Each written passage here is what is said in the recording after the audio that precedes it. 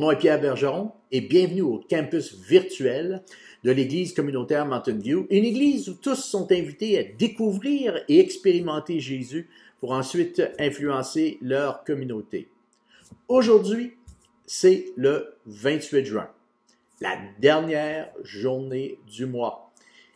Pour certains, ça sent les vacances, le mois de juillet arrive, le temps est un petit peu plus flexible, c'est aussi le temps du barbecue, du terrassement, etc. Alors, ce matin, on vous souhaite la bienvenue à notre célébration. Voici ce que nous avons en réserve pour vous. André, Myriam, Marie-France et Michel vont vous conduire dans un temps de chant et de louange. Et ensuite, Pasteur André va partager avec vous un message. Alors, préparez-vous. Et si vous me permettez, j'aimerais ça prier avec vous ce matin avant qu'on débute cette célébration. Alors Seigneur, on veut te remercier pour cette belle journée que tu nous as accordée. Merci Seigneur pour le souffle de vie que tu donnes à chacun d'entre nous.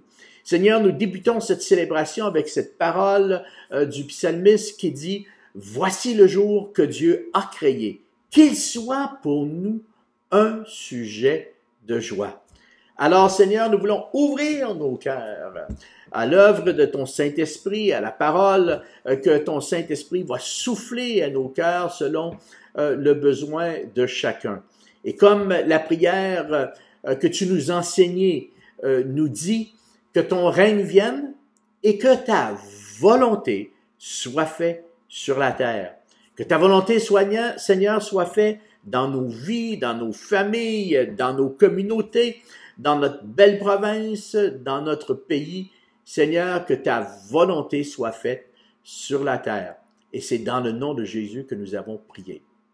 Alors, voici André, Myriam, Marie-France et Michel, et merci d'avoir choisi de célébrer avec nous ce matin et que Dieu vous bénisse abondamment.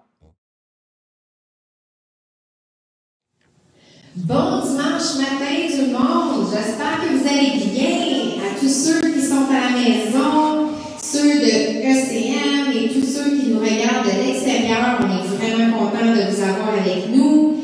Et puis ce matin, qu'on puisse vraiment se réjouir, louer le Seigneur ensemble. On va avoir du plaisir, un bon temps dans le Seigneur. Amen. Je veux vous entendre chanter.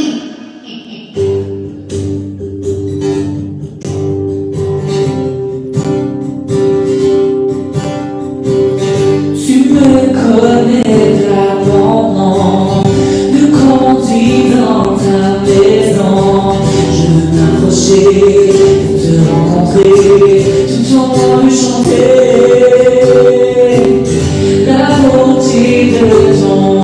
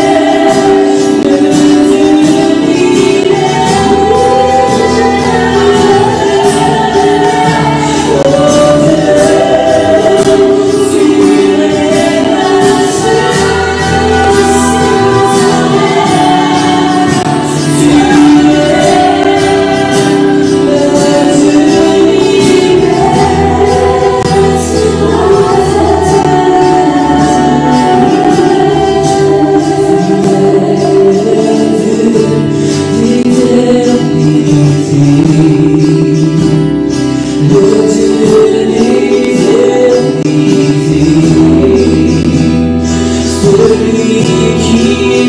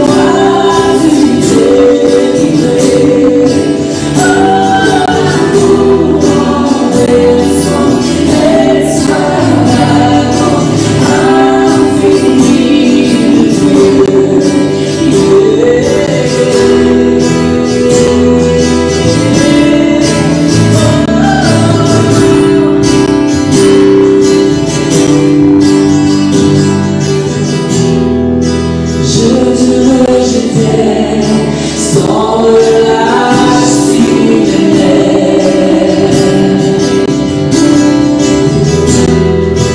Oui, tu es si bon à moi.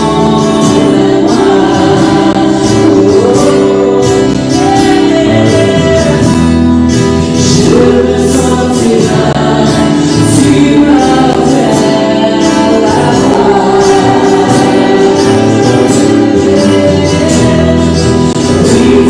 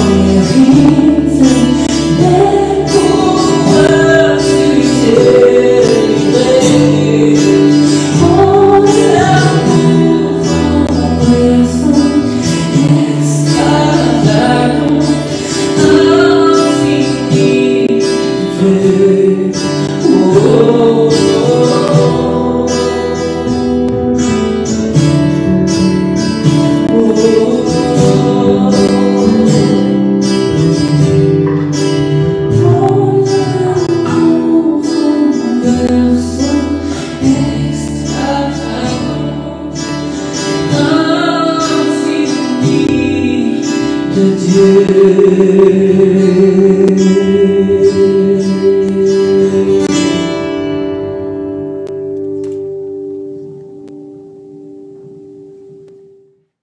et bienvenue à la deuxième partie du service de ce matin. Moi, c'est André Lefebvre, je suis pasteur jeunesse de l'Église communautaire Mountain View et je vous souhaite la bienvenue. Donc, ce matin, je voulais juste commencer avec une petite histoire bien simple. Et puis, c'est l'histoire, en fait, d'une femme qui se sentait un petit peu seule, puis qui s'est dit, j'ai besoin de la compagnie. Donc, elle est partie à l'animalerie et puis elle s'est acheté un perroquet parce qu'elle savait que les perroquets parlaient. Donc, elle avait besoin de quelqu'un avec qui parler. Donc, elle achète la cage, elle achète le perroquet, elle arrive à la maison, elle est toute excitée pour réaliser que son perroquet ne parle pas. Fait que le lendemain, elle retourne à l'animalerie pour voir le gérant pour lui dire « Je comprends pas parce que votre perroquet que vous m'avez acheté parle pas. » Le gérant il dit « Ben, est-ce que vous avez acheté une échelle à votre perroquet? Parce que les perroquets, ça aime ça, une échelle. » Puis elle fait « Oh non, c'est vrai, j'ai oublié une échelle. » Donc la femme achète l'échelle, tout excitée, arrive à la maison, pose l'échelle pour réaliser que son perroquet ne veut encore pas parler. Il retourne le lendemain voir le gérant. Le gérant lui dit « Avez-vous essayé une balançoire? » Oh, bonne idée! Donc elle achète la balançoire, elle retourne à la maison, pose son balançoire pour voir. Non, le perroquet ne parle encore pas.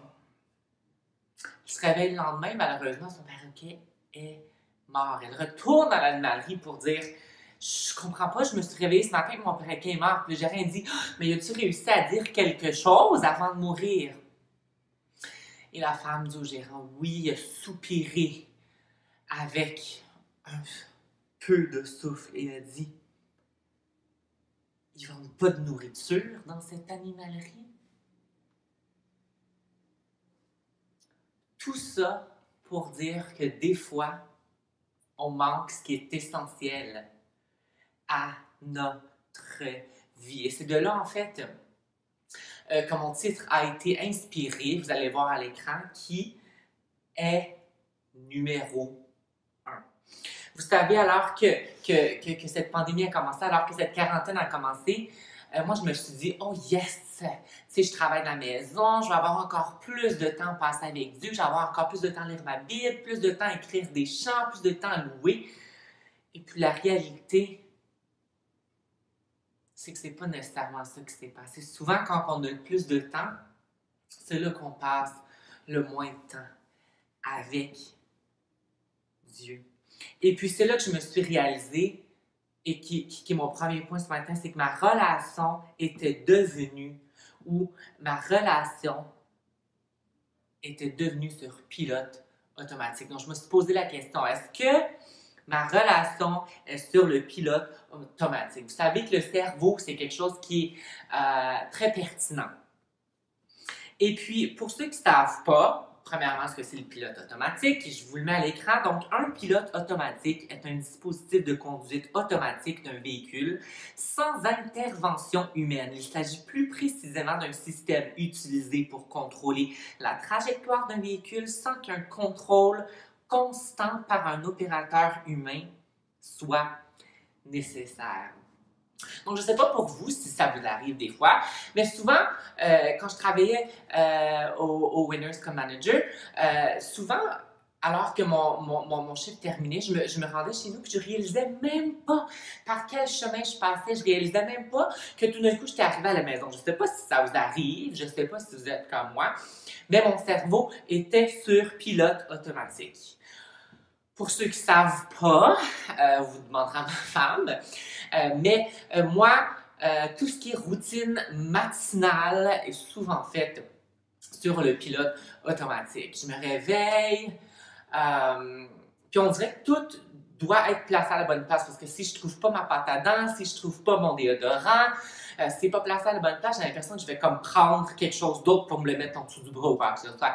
Mais moi, j'ai comme l'impression qu'avant de boire mon café, je suis sur le pilote automatique. Puis vous me dites, ben là, tu t'en vas avec ça, mais bear with me, on s'en vient quelque part. Je vais être franc avec vous ce matin. C'est difficile souvent de faire comme, OK, de garder notre vie spirituelle. Une check, d'être fréquent à l'église, d'être là le dimanche matin. Surtout que là, on est en ligne et je dois vous admettre que alors que mon but était de passer plus de temps avec Dieu, durant la quarantaine, j'ai plutôt mis ma vie spirituelle sur le pilote automatique. Et laissez-moi vous expliquer. Alors que le service est en ligne, j'ai comme réalisé que j'ai vu le countdown. Vous voyez, on commence toujours avec un countdown. J'ai vu le countdown et puis la prochaine chose que je me rappelle, c'est de voir le message d'introduction.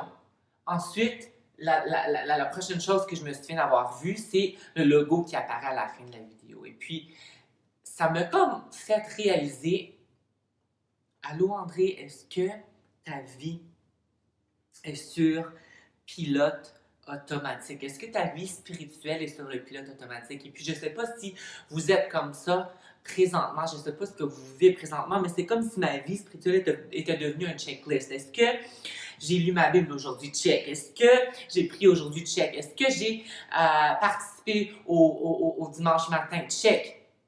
Et puis, c'est comme si mon pilotage automatique me permettait même de pouvoir comme écrire des commentaires, me permettait même de pouvoir être là avec vous sans être là vraiment. Et puis, ce que j'ai réalisé, c'est que je me suis posé comme 2 questions qui m'ont fait réfléchir. Première question qui va apparaître à l'écran. Est-ce que j'écoute vraiment ce que Dieu a à me dire chaque jour? Ou deuxième question, est-ce que je me présente simplement, je passe à autre chose en rayant de ma liste de tâches, le temps de prière, le service le dimanche matin, mon temps avec Dieu? Est-ce que je suis sur le pilote automatique dans ma vie spirituelle? Et puis, je me suis posé la question, si je ne suis pas assez engagée pour entendre ce que Dieu veut me dire, comment puis-je savoir que je fais sa volonté?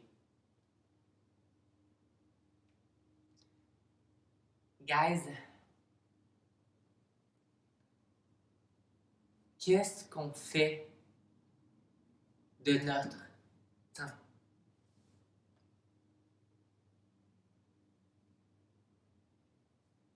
Où est votre vie spirituelle? Est-ce que vous êtes sur l'autopilote comme moi? Puis je me parle en premier. C'est pour ça que j'ai intitulé mon titre « Qui est premier ?» Donc je me suis dit, OK, you know what? Je vais rouler mes manches. Qu'est-ce que je vais faire pour m'enlever de l'autopilote, pour m'enlever de mon petit monde, de mon apitoiement de soi?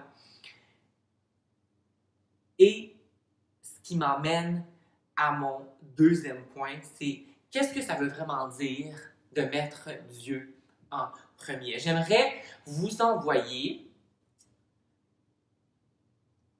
à regarder une vidéo que je vais mettre qui s'en vient dans comme 30 secondes. Et puis, on va en reparler par après. Vous êtes prêts? Donc, préparez-vous, shake it up. On va faire une version 2020 d'une de mes histoires préférées de la Bible. Et puis, je vous reviens tout de suite après la vidéo.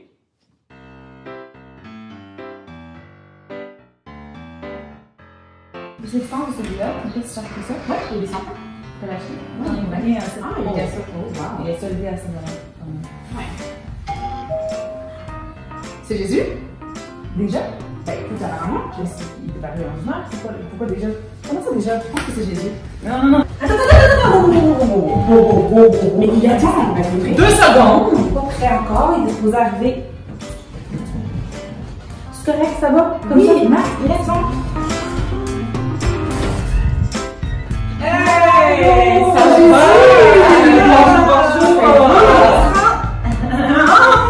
Ça va? Vas-y, attends-toi. Bon, là, on garde le balai, le bien. Parfait! C'est beau chez vous! Arrête! On a même pas décoré, on est arrivé. Je suis contente d'être ici. Bon, mais je vois que vous allez voir, vous Dis-moi café, quelque chose! Café! On mange jamais assez de café! Parle-moi de toi, alors! C'est un beau voyage! C'est pas à pied, moi, j'ai pris ma voiture. On reste plus bien normal, mais j'ai dit voiture. Ça te va, Jésus? Excuse ma vaisselle, excuse-moi. L'odeur, vaisselle. Donc, tu disais? Oui! En tout cas, cette fille-là, elle va s'en parler, moi. Sérieusement, là, elle fait rien en ce moment. Elle est juste en train de manipuler son café avec Jésus. Franchement, là. Tout va bien chez vous? Ça va? Le café est bon? Bon, mais tant mieux, j'arrive. Tu vas te joindre bientôt? Ça va pas long, j'arrive, là. J'arrive. C'est juste parce que je peux pas laisser ça de même. Franchement, Marie, là. Sérieux, là. Je comprends pas. Attends, mais il n'y a même pas le temps de manger. Hé, Jésus, t'as-tu mangé? T'as-tu quelque chose à boire? Ah, là, tu ton café, c'est ça? Tu as quelque chose à manger?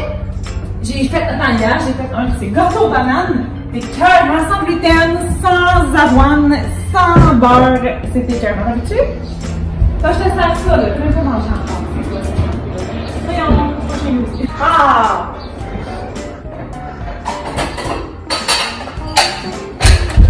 Excuse-moi.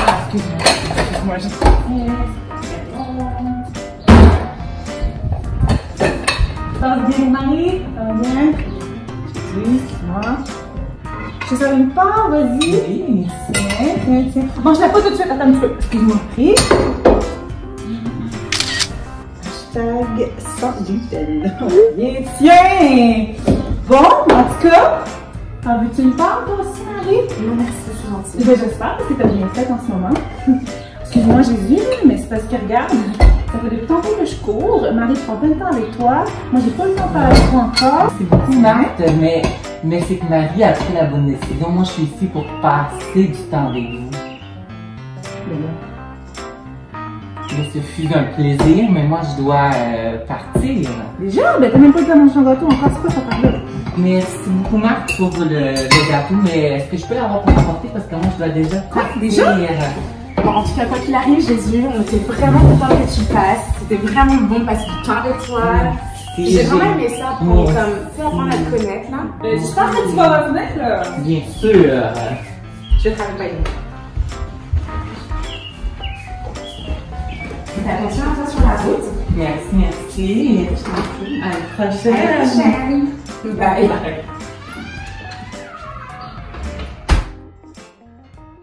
Pas pire pantoute, hein? Donc merci à mes acteurs, mes actrices. On a un budget pour ça, vous inquiétez pas.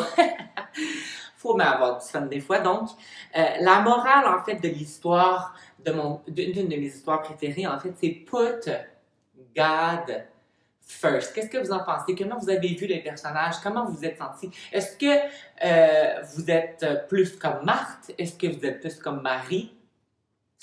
Put God first. Donc, qui est premier? En fait, c'est supposé Dieu qui passe en premier. Puis, dans mes recherches, j'ai vu, en fait, pasteur Rick Warren, qui est un pasteur quand même assez connu, a pris first comme mot et a fait un acrostiche. Et puis, j'aimerais vous le présenter ce matin. Donc, first, premièrement, F pour finance, I pour intérêt, R pour relation, S, je sais que c'est en anglais schedule, mais prétendez ce matin que schedule est avec un S, juste pour ce matin, qu'on va se comprendre. Et T pour trouble.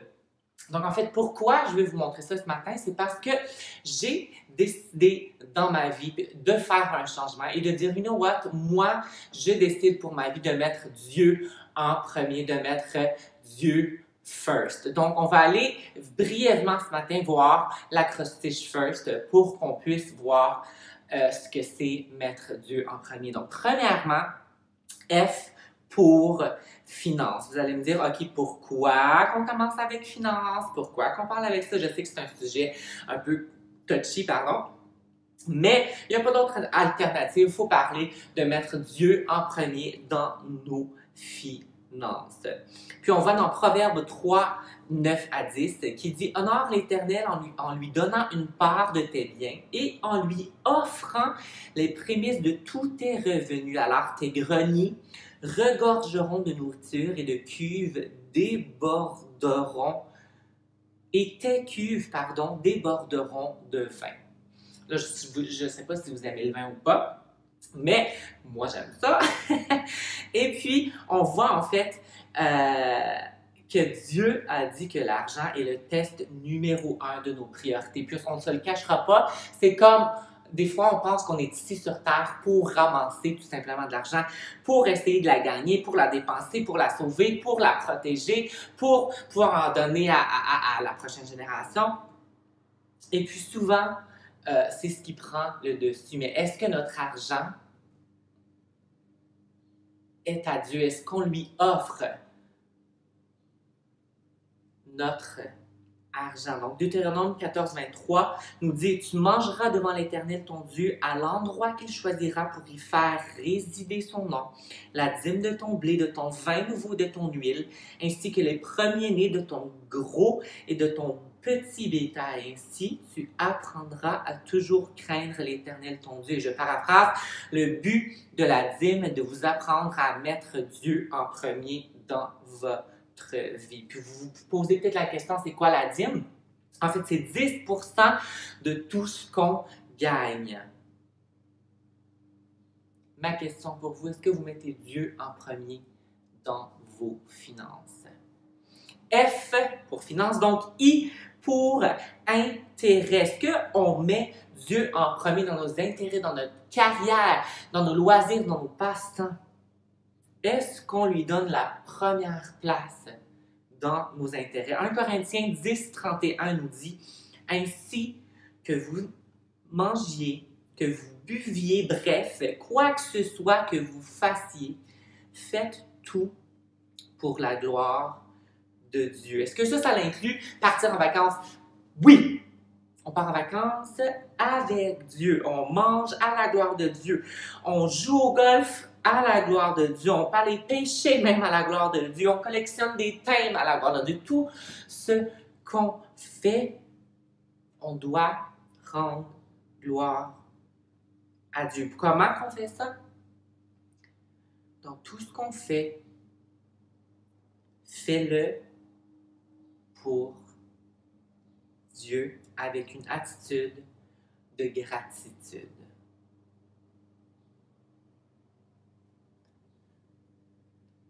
Quand tu vas prendre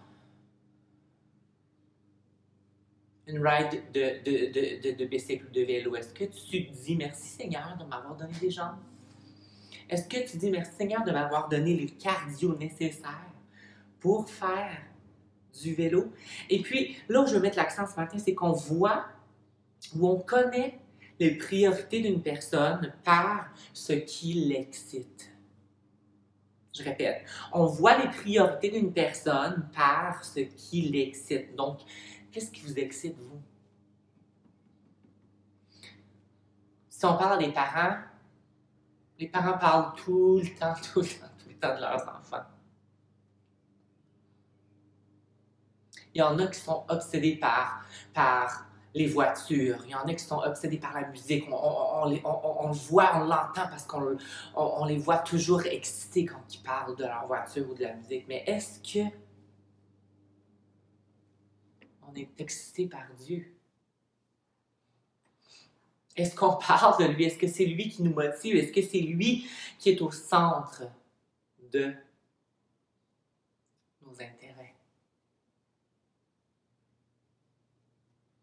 Pensez-y ce matin. Passons à R, relation. Est-ce que Dieu est en premier plan dans votre famille, votre mariage et vos amitiés? On voit dans Proverbe 13, 20 qui nous dit « Qui fréquente les sages deviendra sage, mais celui qui fréquente ou qui fraie avec les insensés va au-devant du malheur. » C'est très important, mes amis, de choisir vos amis. Puis vous me dites, OK, c'est quoi le rapport entre choisir mes amis et mettre Dieu en premier? Guys, on devient comme ceux avec qui on hang out? Qui est-ce qu'on invite à la maison? Puis pour les parents, qui est-ce qu'on invite à la maison qui fréquente nos enfants? Qui on invite à la maison qui modèle les enfants? Parce que la semaine passée, on a vu que Pierre a dit que les enfants, ou la semaine passée ou la semaine d'avant, que les enfants nous observent. Qu'est-ce qu'on écoute à la télé avec notre famille? La vérité, c'est que si on met Dieu en premier dans nos relations, c'est qu'il y a peut-être des relations qu'il va falloir couper. Il y a peut-être des relations qui sont néfastes, qui sont mauvaises, qu'on va devoir laisser de côté. Ça ne veut pas dire d'arrêter de prier pour eux, ça ne veut pas dire de les abandonner. Mais ça veut dire mettre Dieu en priorité dans vos relations.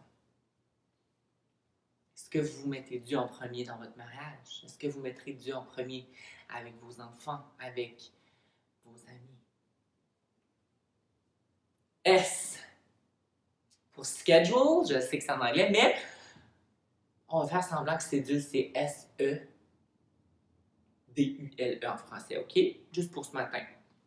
Est-ce qu'on met Dieu en premier dans notre cédule? Comme j'ai dit auparavant, souvent quand on a le plus de temps, c'est là qu'on prend moins de temps avec Dieu. Mais est-ce qu'on met en priorité ou en numéro 1 Dieu dans notre cédule? Donc, Éphésiens 5, 16 à 17 nous dit « Mettez à profit les occasions qui se présentent à vous, car nous vivons des jours mauvais. C'est pourquoi ne soyez pas déraisonnables, mais comprenez ce que le Seigneur attend de vous. »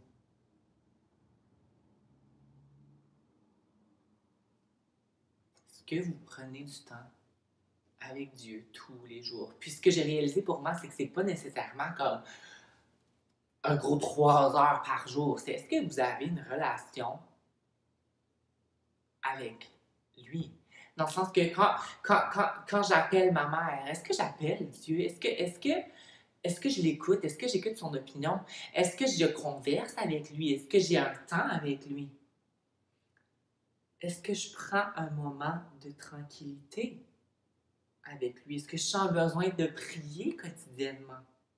Marc 1,35 nous dit « Le lendemain matin, avant l'aube, Jésus se leva et sortit dans un endroit isolé pour prier. » Si Jésus l'a fait, pourquoi nous, on ne le fait pas? Pourquoi est-ce qu'on ne prend pas de temps avec lui? C'est-tu parce qu'on met Netflix avant Dieu?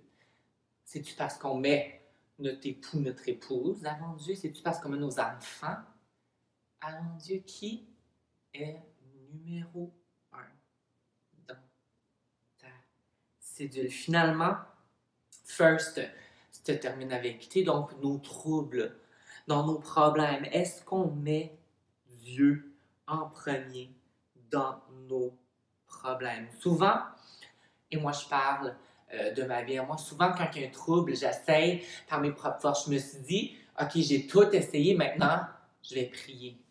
Mais pourquoi c'est pas le contraire? Pourquoi c'est pas, il y a un trouble, je vais prier en premier pour que Dieu puisse me dire quoi faire, pour que Dieu puisse me donner les way out, comme on dit. Pourquoi est-ce que c'est pas mon premier recours de passer un temps avec Dieu dans mes temps de trouble? Tournez-vous d'abord vers moi quand vous avez un problème, que Dieu nous dit. Psaume 50:15 nous dit « Alors tu pourras m'appeler au jour de la détresse. Je te délivrerai et tu me rendras gloire. »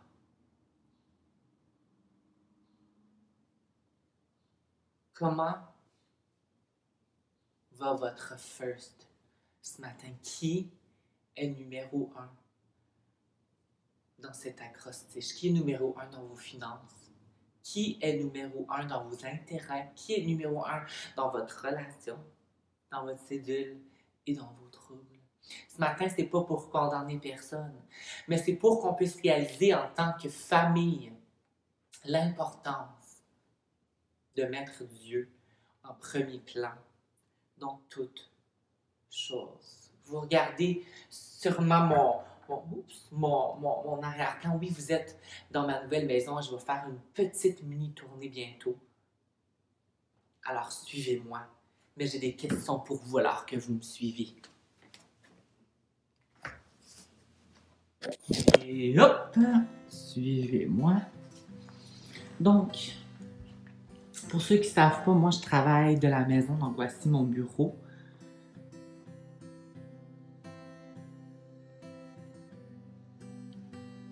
Donc, ma question pour vous ce matin, c'est est-ce que tu mets Dieu en premier dans ton travail? Et hop, si on continue par ici, voilà notre chambre à coucher. Et puis, ce qui est très, très, très important, c'est est-ce que vous mettez Dieu en premier dans votre chambre à coucher? C'est des questions qu'on doit se poser tous les jours. Et si on continue... Voilà la cuisine.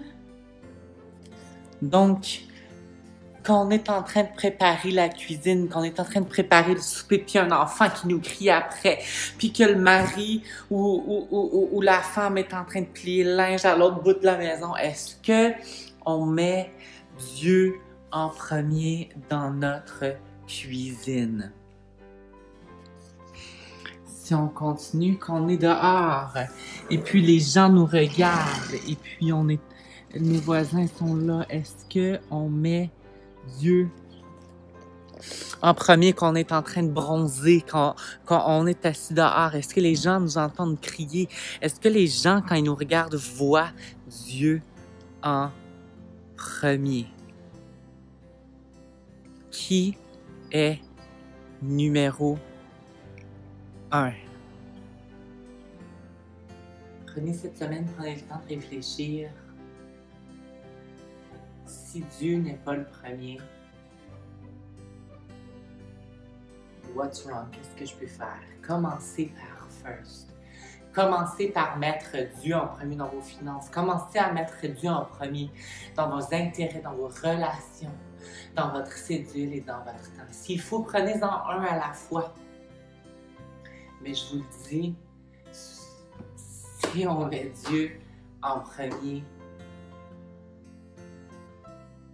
on va voir des merveilles. Je ne peux même pas commencer à vous expliquer comment il veut prendre soin de vous, comment il veut être en premier dans votre vie. Mais prenez le temps cette semaine alors que je termine en prière. Donc, Papa, merci pour le message que tu as pour nous, Seigneur. Merci, Seigneur, pour le simple fait que tu veux passer du temps avec nous, Seigneur, que tu veux être premier dans notre vie, Seigneur. Mais aide-nous cette semaine alors qu'on réfléchit sur le message, alors qu'on te met en premier, alors qu'on passe du temps avec toi, Seigneur.